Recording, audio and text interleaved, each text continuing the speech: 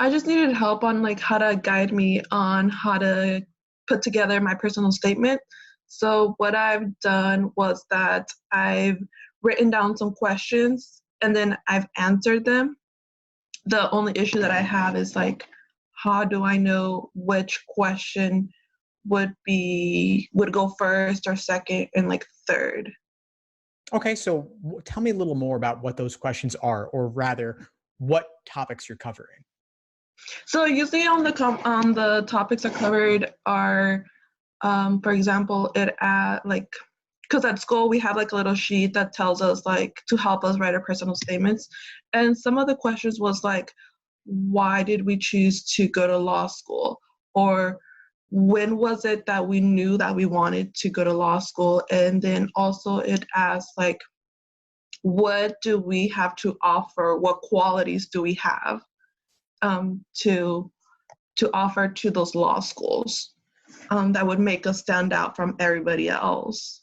Also, there's other questions. Let me grab the little sheet that I have. Okay, well, let's just stick with your story personally. Okay. The qualities thing, to me, that is not something to write about in the statement itself. Like, not to say, Mhm. I'm dedicated, I'm hardworking, I have a passion for law, I love arguing. Those are not Yeah, things to say. Those are definitely on my don't list. Don't don't do list. that. Definitely Okay. don't do that. Tell me something about yourself. Tell me a story about why you want to go to law school, or something you've done. Where's the story in this? Well, for me, for like law school, what makes me want to go is that the fact that my family, my parents immigrated to the U.S.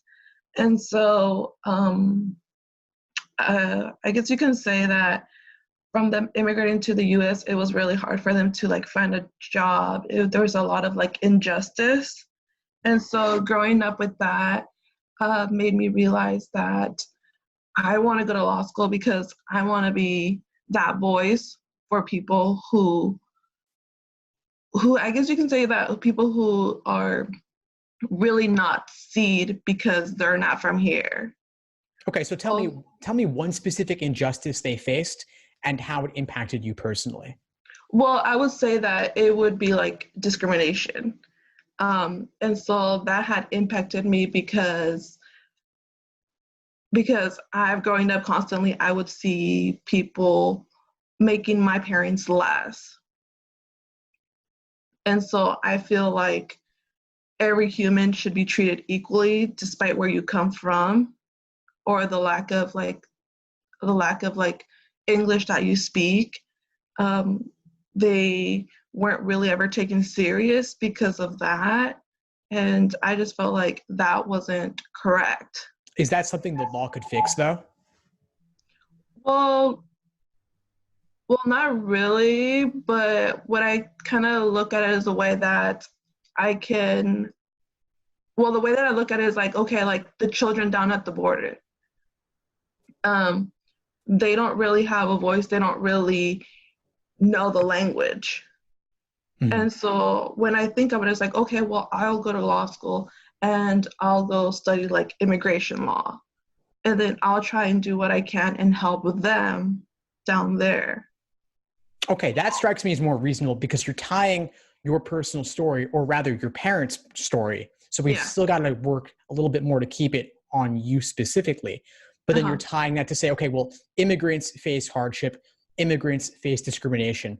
Although the discrimination my parents faced often was not legal in nature, Hmm. it still relates to being treated like second-class citizens. And in current events, we see this happening notably with children at the border, undocumented immigrants at the border, facing hardships, being treated as lesser than. I want to help change the law to advocate for them. Correct. But still, part of the problem here is that you're talking a lot about your parents, and we still haven't dialed down to one specific instance of discrimination that you personally either experienced or witnessed, or at least you Hmm. can point concretely to how it impacted you personally. One common issue with statements about parents or family members is that it's too much about them, not enough about you. Hmm. I also want you to think about, is this a statement that only you could write? Or are there potentially hundreds or thousands of other applicants who also come from immigrant backgrounds, also facing hardships and discrimination. So I want us to get more specific with anecdotes, with stories that only you could tell. Mm-hmm. Yeah, because when I think of it, it's like, yeah, there's probably going to be thousands of other people kind of writing about the same thing. So that won't really make me stand out from everybody else because there is other stories. Right. Also, the other stuff that I was thinking about is about how I grew up in like a very, I guess you can say like in a very abusive household too. So that kind of like ties in also as like, I feel like it ties in as like an advocate as well to help like women with like domestic violence and or anything that has to do with abuse. Sure. Yeah, that could absolutely make for a compelling statement. You want to be careful about it, though, not to only focus on the negative. You don't want them walking away crying because they feel sorry for what you went through. You want to at least show something about how you grew from the experience, obstacles you overcame, and what you've learned from it, and how you can use that to help others going forward. But make sure that you don't focus too much on the negatives and you do what you can to end on a positive note, even if it was obviously a very difficult experience. Mm-hmm. Yeah, because I know that in there when I was writing, like in there, I would talk about the abuse, but then I would also talk about how, despite that the obstacles were really difficult, I was still able to manage to overcome it to the point where I continued my education. I went further. Now that I want to go to law school because I want to help people who go through that. Also kind of, I guess you can say, kind of move on from that and kind of continue living their life and kind of saying like, well, I went through that same thing, but yet I'm over here trying to live my life and also be like the support and kind of help them a little bit too. You certainly can. And I'm honestly more excited about this statement because it's more personal. It's much more in the first person. I'm hearing a lot more I and direct personal statements, whereas the other one was focused more on your parents and the children at the border, not as much about you. I think you can still write an essay on that topic as well. It's going to take a bit more work. I think these are both great topics.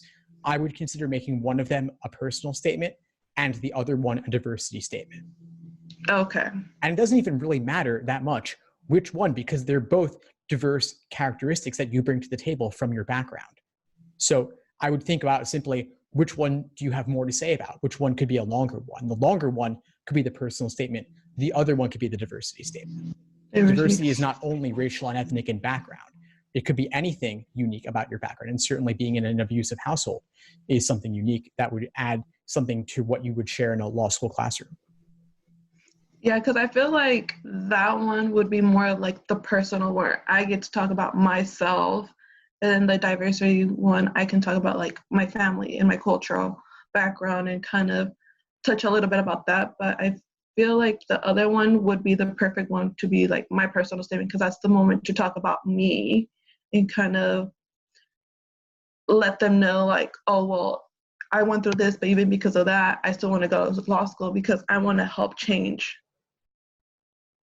Certainly. Yeah. And for either one of these statements or both, you can weave in something about why law school, whether you want to advocate for victims of domestic abuse or domestic violence, or you want to advocate for undocumented immigrants or just immigrants in general who are facing discrimination. You can certainly work that into one or both statements. But it's something to show and illustrate through the stories that you tell. And then again, the thing about quality is the qualities are, again, something you want to show rather than tell. So don't say, I'm dedicated or I'm hardworking. Instead, talk about what you've done in the context of overcoming these challenges, which will show that, which will illustrate that. Okay. And then in there, would I also put in like, I currently do volunteering over at a nonprofit organization for immigration? You can mention it in passing, but I would also want you to trust that they will see it on your resume and that it's not the place to throw in every related extracurricular that you've had. You don't want to lose focus. The core of the statement is your story and what you've experienced, or in the case of the other one, what your parents experienced and how that impacted you. Okay, that kind of makes it a little bit more clear now for me to kind of work on my personal statement, because I had originally kind of like tied both of those in, but now I see like more clear about like talk about my experience first and then talk about the other one in the other statement. So that kind of helps me kind of get an idea how I would like prioritize my questions on my sheet. Excellent. Now you've used the sheet, you've used it up to this point. For now, I want you to put the sheet aside and just focus on free writing. Just open up a Word document or open up a notebook, and I want you to write at least 1,500 words on each of these two topics. 1,500 words, which is much longer than the final drafts will be. But you need a longer rough draft, then you can cut out all of what isn't truly necessary. So you're left with the core that is jam-packed, full of compelling narrative. Okay. That would definitely help a lot too. Awesome.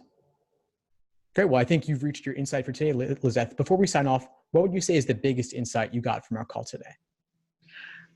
I would say what really helped was that we got to actually find two main points. And that helped a lot to find two main points, because I feel like when we get caught up in so much writing that we forget to separate stuff, that we feel like it all goes together. And so after this call really helped me know that they might seem similar, but they do go separate, my two topics. Awesome. I love it. Well, please keep in touch and let me know if I can help in any way as you move forward with these. Will do. Thank you. Thanks for tuning into the show. Please subscribe if you haven't done so already to be notified of new episodes as I release them. And feel free to reach out if you need anything at all as you move forward with your prep. I'm happy to help however I can. In the meantime, I wish you all the best and take care.